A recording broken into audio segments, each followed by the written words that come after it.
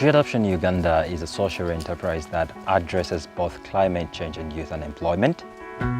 It enables young people to grow trees as a way of obtaining startup capital.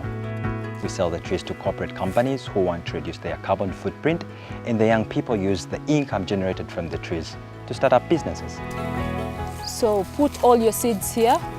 We identify these young people and we work with them, teaching them how to set up tree nurseries, how to care for the trees, and teaching them a few things about business, so that we inculcate value of social responsibility and a desire to create positive social impact within their communities.